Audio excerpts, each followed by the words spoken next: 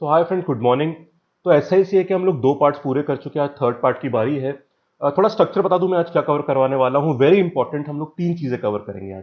पहली चीज, what is the effective annual rate of interest, ठीक है, या फिर इफेक्टिव रेट ऑफ इंटरेस्ट। इसे क्या मतलब, इस टर्म का मतलब क्या, उसे कैलकुलेट कैसे करते हैं बताऊंगा आपको। बहुत सिंपल टर्म है, कई बार सीधे क्वेश्चन आ जाता है इससे।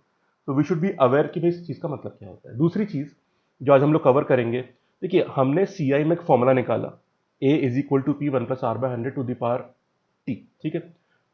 हर साल इसमें रेट सेम है, पर उस सीआई वाले केस में क्या करोगे आप, जब हर साल हम रेट ऑफ इंटरेस्ट बदल रहे हैं, पहले साल 10%, दूसरे साल 20%, तीसरे साल 30%, उस केस में क्या करेंगे आप लोग, ठीक है। वो बात हम लोग आज करेंगे, क्लियर। और तीसरी बात, we will discuss the concept of present value and future value.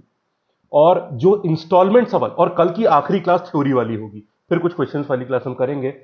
कल की क्लास में इंस्टॉलमेंट्स कवर करवाऊंगा मैं, पर इंस्टॉलमेंट्स वाले क्वेश्चन को समझने के लिए इट इज वेरी इंपॉर्टेंट कि आप प्रेजेंट वैल्यू और फ्यूचर वैल्यू की बात समझें, वरना उसके बिना उसके सवाल सॉल्व नहीं हो पाते, ठीक है।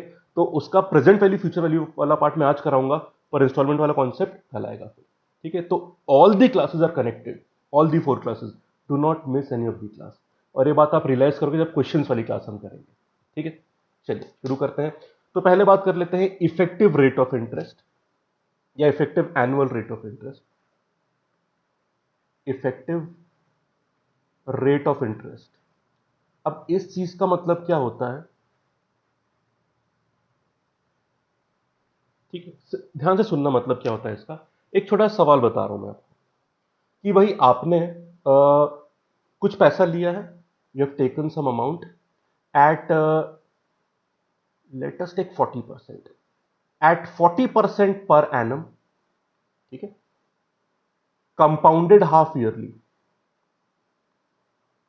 Compounded half yearly. क्वेश्चन में ना लैंग्वेज में और भी चीजें होंगी कि भाई किस इंसान ने पैसा लिया, जो भी है, पर जो क्रूशल डेटा पॉइंट्स है वो मैं बता रहा हूं आपको। कंपाउंडेड हाफ ईयरली, इस केस में फाइंड इफेक्टिव, मतलब ये चीज हमें फाइंड करनी है, effective rate of interest find करना है, ठीक है।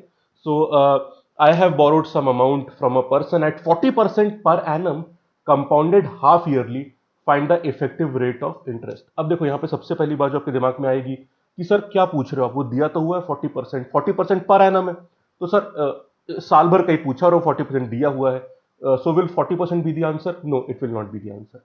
अगर आप लोग एनुअल कंपाउंडिंग कर रहे होते, एनुअल कंपाउंडिंग, तो उस केस में 40% आंसर होता, पर यहां पे कंपाउंडिंग क्या हो गई है, हाफ ईयरली।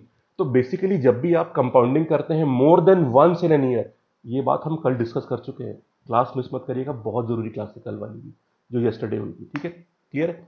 जब हम compounding more than once in a year करते हैं, तब इफेक्टिव रेट ऑफ इंटरेस्ट वाला कॉन्सेप्ट आता है। अब उसका मतलब क्या, देख लीजिए। एक काम करते हैं फ्रेंड्स, मान लो हमारा टाइम ड्यूरेशन पूरा एक साल का होता, तो हमें कितना पैसा लौटाना पड़ता वो एक बार देख लेते हैं। अमाउंट क्या होती है, प्रिंसिपल 1 + r। अब पूरे साल का रेट है कितना, 40%, हमें तो हाफ ईयरली का बात करनी है, तो हाफ ईयरली में 20% हो जाएगा, आधा कर दोगे आप, 20/100।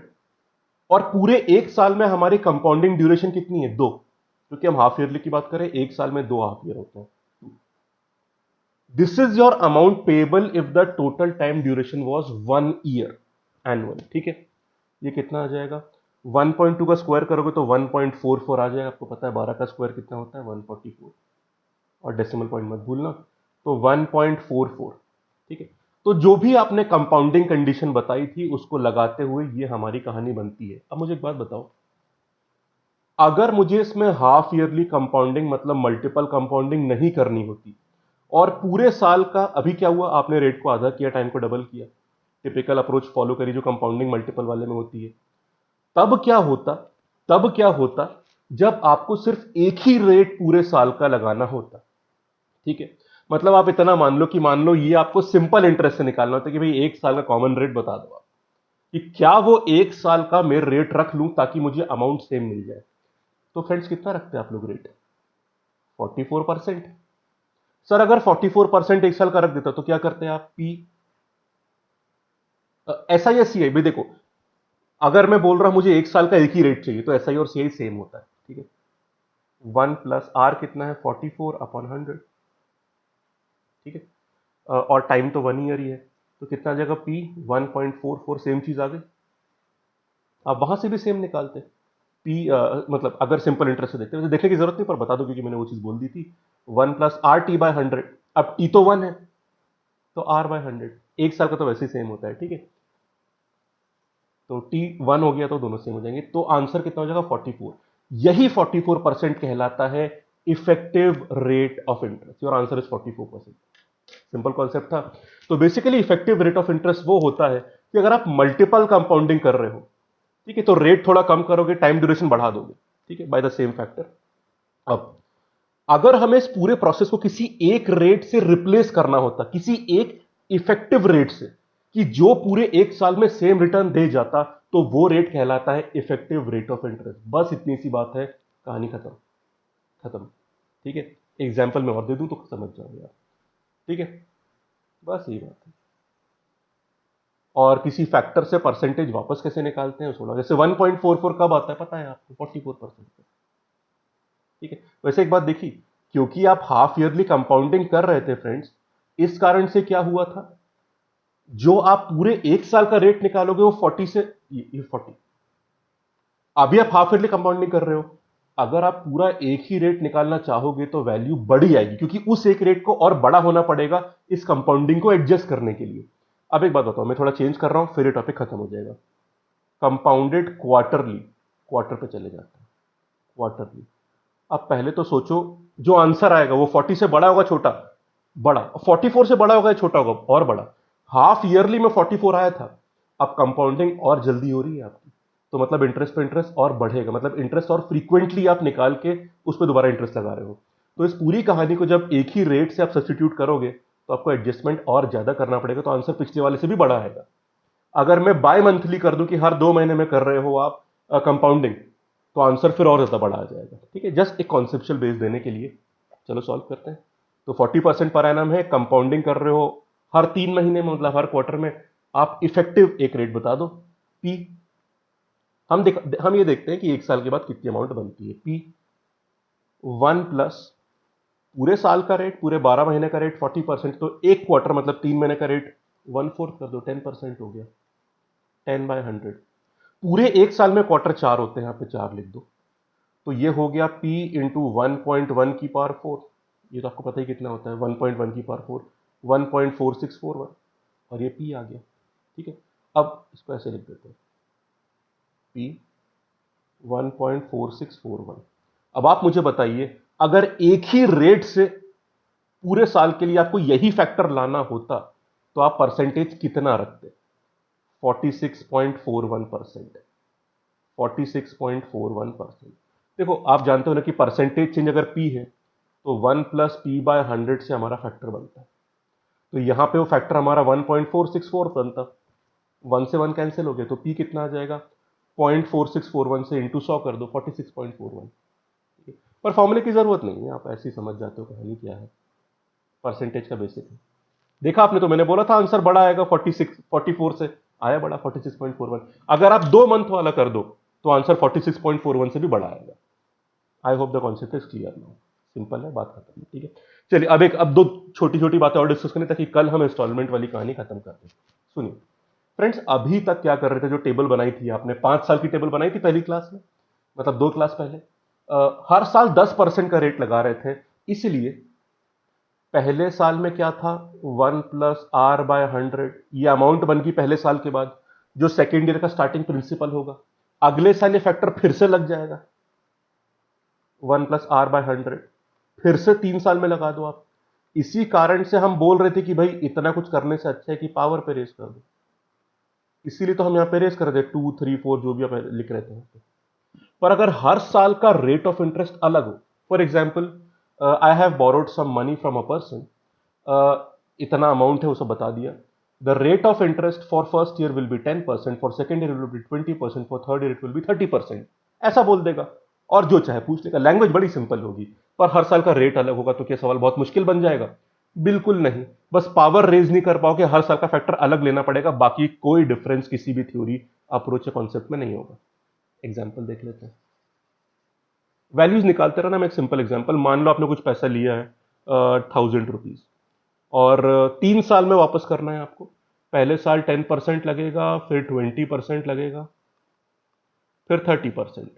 अमाउंट क्या होगी? P 1 + r/100 to the power 3। नहीं, रेट अलग है तो हर साल का फैक्टर अलग लगेगा। तो पी 1 + r1/100, 1 + r2/100, 1 + r3/100, बस इतना सा फर्क है। पूरा खेल परसेंटेज का है। ठीक है, चलो सॉल्व कर दो। तो 1000 हो गया। अब एक बात बोलूं, ये फॉर्मूला भी छोड़ो भाई, ये सारे फॉर्मूलेस क्या है? 1 + r/100, फैक्टर ही तो बन रहा है सब में भाई। 10% पे फैक्टर 1.1 बना देगा, 20% पे 1.2 बना देगा, तो फैक्टर सीधे अप्लाई कर दो ना। पहले साल के बाद की अमाउंट क्या है? 1.1 से मल्टीप्लाई करो, ये सेकेंड ईयर का स्टार्टिंग प्रिंसिपल बन जाएगा। सेकेंड ईयर के बाद के अमाउंट के लिए 1.2 मल्टीप्लाई कर दो, जो थर्ड ईयर का स्टार्टिंग प्रिंसिपल बन गया। और थर्ड ईयर में 1 + 30/100 मतलब 1.3 मल्टीप्लाई कर दो, आ गया आपका आंसर। खत्म, सिंपल है। ठीक है, आप कैलकुलेट करते रहना जो भी वैल्यूज एग्जाम में उसके हिसाब से। But as I said before, compound interest वाले केस में कभी भी लगता है कि कैलकुलेशन थोड़ा जो मेमोराइज किया उससे ज्यादा जा रहा है, जल्दी से कैलकुलेटर का इस्तेमाल कर लेना। इस चैप्टर में कई बार काम आ जाता है, नॉट ऑलवेज। अब 1.1 की पावर 4 तो पता है आपको, 1.4641। ठीक है, क्लियर है। इस तरह से अगर जरूरत पड़े तो यूज कर लेना।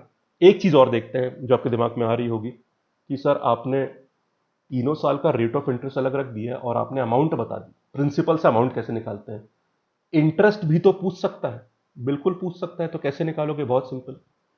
अगर आपसे बोल रहा है कि पूरे 3 साल, फॉर 3 इयर्स, कितना इंटरेस्ट है, तो कैसे निकालोगे? ये अमाउंट लिखी हुई है आपकी फाइनल, इसमें से इनिशियल प्रिंसिपल माइनस कर देना, जो बचेगा वो पूरे 3 साल का इंटरेस्ट बचेगा। और आखिरी सवाल जब आपके दिमाग में आ रहा होगा, सर पूरे 3 साल का तो निकाल दिया, किसी स्पेसिफिक ईयर का पूछ ले तो? Same approach. चलो सवाल देखते हैं। What is the interest for third year? For 3 years नहीं, फॉर थर्ड ईयर। कोई बात नहीं, आपको पता नहीं क्या करना है। आपको 3 साल के बाद की अमाउंट माइनस 2 साल के बाद की अमाउंट, जो बचेगा वो सिर्फ तीसरे साल का इंटरेस्ट होगा। ये लिखी है 3 साल, अलग से लिख देता हूं। ये रही 3 साल के बाद की अमाउंट, इसमें से 2 साल की बाद की अमाउंट माइनस कर देना। खत्म कहानी, खत्म। सर आप एक और बात तो बोल रहे थे ना, आपने बताया था पिछली क्लास में कि अगर हमें सिर्फ थर्ड ईयर का इंटरेस्ट चाहिए तो या तो हम थर्ड ईयर के बाद की अमाउंट माइनस सेकेंड ईयर के बाद की अमाउंट कर सकते हैं, पर एक और काम हो सकता है। सेकेंड ईयर के बाद की अमाउंट में एक बार रेट या इंटरेस्ट और लगा दो तो भी थर्ड ईयर का इंटरेस्ट बन सकता है, बिल्कुल बन सकता है। सेम आंसर आएगा। इस कहानी को तो हटा दो। ये रही सेकेंड ईयर के बाद की अमाउंट, इसमें थर्ड ईयर का रेट लगा दो जो कि 30% है। 30% मतलब 30/100 मतलब 0.3। दोनों सॉल्व कर लो फ्रेंड्स, इसको भी सॉल्व करोगे तो इतना हिस्सा कॉमन आ जाएगा दोनों में, और 1.3 माइनस 1.3 बचेगा। तो जिस भी अप्रोच से कर लो आपका आंसर सेम आएगा। ठीक है फ्रेंड्स, तो ये दो बातें बतानी थी आपको। अब मुझे 2 मिनट और दे दीजिए। Let us briefly discuss the concept of present value and future value. It's very important, ताकि नेक्स्ट क्लास में इसको अप्लाई कर पाए इंस्टॉलमेंट वाले सवालों के लिए। ठीक है, नेक्स्ट क्लास में भी थोड़ा रिवाइज करवा दूंगा, बट मेन बात समझ लो आप कि चक्कर क्या है प्रेजेंट वैल्यू और फ्यूचर वैल्यू का।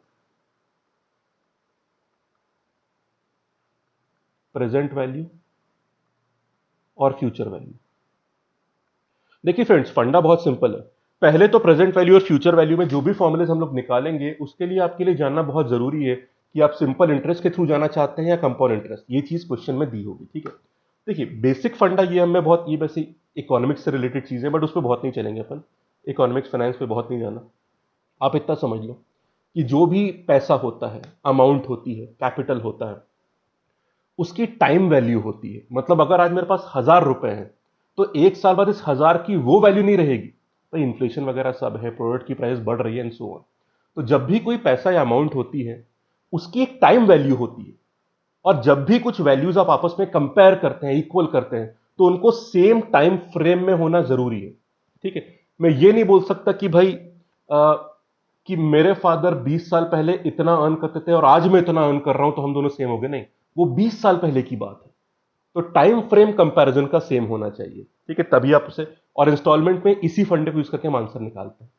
अब एक बहुत बड़ा सवाल आता है कि अगर कोई दो वैल्यूज अलग टाइम फ्रेम में है तो उनको सेम टाइम फ्रेम में लाने के लिए किन फैक्टर का इस्तेमाल करना चाहिए, वो अभी फॉर्मूले से निकल के आएगा। ठीक है, अब देखिए, मैं बात करता हूं आपसे लेटेस्ट से कंपाउंड इंटरेस्ट में। फॉर्मूला याद है आपको? अमाउंट इज इक्वल टू, दोनों की बात कर लेते हैं, चलो दोनों की बात कर लेते हैं, सिंपल इंटरेस्ट और कंपाउंड इंटरेस्ट। कंपाउंड इंटरेस्ट में आपको पता है amount is equal to principal 1 + r/100 to the power T. और सिंपल इंटरेस्ट में फॉर्मूला कौन सा था? अमाउंट का फॉर्मूला बताना। मतलब पीआरटी वाले की बात नहीं कर रहा, क्योंकि वो तो इंटरेस्ट वाला होता है। तो amount is equal to principal 1 + RT/100। Basically PRT/100 में आप पी को ऐड कर देते हो तो अमाउंट बन जाती है। Amount is equal to principal plus interest. दोनों में फॉर्मूला तैयार है फ्रेंड्स। अब एक बात बताओ, आज की डेट में मान लो मैं किसी से पैसा लेता हूं उधार में, तो मुझे बताओ आज की डेट में 1,000 रुपए उधार लिए, तो ये 1,000 रुपए क्या हुआ? यही तो प्रिंसिपल हुआ। ठीक है, 3 साल के लिए उधार लिए मान लो। तो एक बात बताइए, प्रेजेंट में क्या है आपके पास, प्रिंसिपल या अमाउंट? प्रेजेंट में तो प्रिंसिपल है। 3 साल बाद जो अमाउंट कैलकुलेट करोगे आप रेट ऑफ इंटरेस्ट और टाइम से, जो उस इंसान को मैं वापस कर दूंगा 3 साल के बाद, वो अमाउंट है जो फ्यूचर में हो रही है। तो समझे आप लोग, अगर आपको करस्पॉन्डेंसी स्टैब्लिश करनी है तो principal signifies the present value and amount signifies the future value. Future में पैसे वापस होने वाले हैं आपके। ठीक है, तो इस पूरी कहानी में आप फ्यूचर वैल्यू लिख सकते हो अमाउंट को, और प्रेजेंट वैल्यू लिख सकते हो प्रिंसिपल को। बाकी फॉर्मूले बिल्कुल सेम रहेंगे। तो उसी चीज को देखने का एक नया नजरिया है, बस एक जेनेरिक नजरिया है, बाकी कुछ खास फर्क इसमें नहीं होता। और जैसा कि मैंने कहा, इंस्टॉलमेंट पे भी आपको देखना पड़ेगा कि सवाल एसआई का है या सीआई का।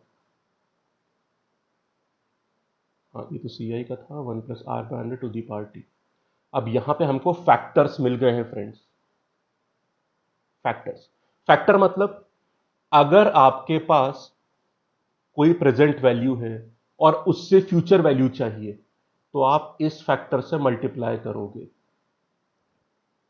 पर अगर आपके पास फ्यूचर वैल्यू है और आपको प्रेजेंट में आना है, तो आप इस वैल्यू से इस फैक्टर से डिवाइड कर देना, और ये फैक्टर कंपाउंड इंटरेस्ट में ये हो जाता है।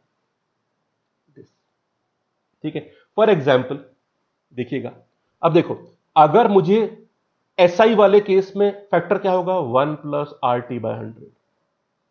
अगर आगे बढ़ना है तो उससे मल्टीप्लाई करना, पीछे जाना है तो उससे डिवाइड करना। और सीआई वाले कंपाउंड इंटरेस्ट वाले केस में क्या होगा? 1 + R/100 to the power T.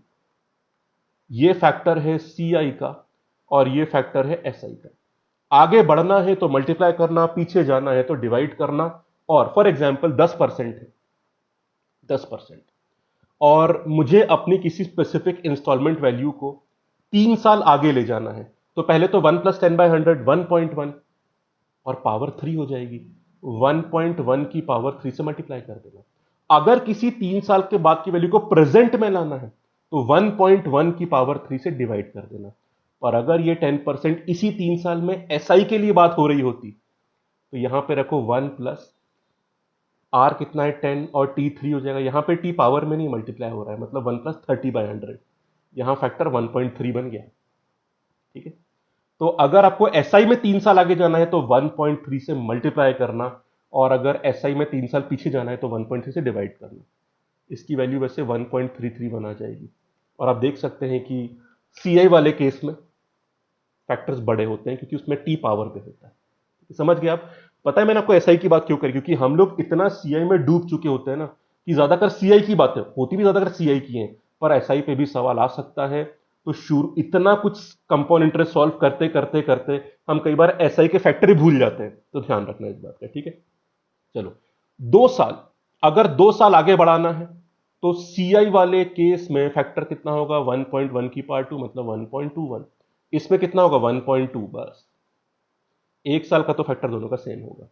4 साल का, इसमें फैक्टर 1.4 होगा। आगे बढ़ना है तो मल्टीप्लाई, पीछे आना है तो डिवाइड। इसमें क्या होगा? 1.1 की पावर 4, मतलब 1.4641। बस 4641। ठीक है, तो ये कॉन्सेप्ट था प्रेजेंट वैल्यू और फ्यूचर वैल्यू का। इसका यूज इंस्टॉलमेंट में क्यों होता है आपको पता है? क्योंकि इंस्टॉलमेंट में हर साल या हर महीने या हर रेगुलर इंटरवल पर कुछ पैसा वापस करा जाता है, जो इक्वल इंस्टॉलमेंट केसेस होते हैं। तो उसमें जैसे इस साल कुछ वापस किए, फिर अगले साल, फिर अगले साल, इन सबको आप आपस में बराबर इनिशियल प्रिंसिपल से तभी कर सकते हो जब ये सब एक time frame, because her repayment अलग साल में करा जा रहा है। तो आप इनको ऐसे ही इक्वेशन में नहीं ला सकते जब तक इनको सेम ईयर पे नहीं लाओगे आप। अब या तो सबको आगे ले जाओ या सबको पीछे ले आओ आप।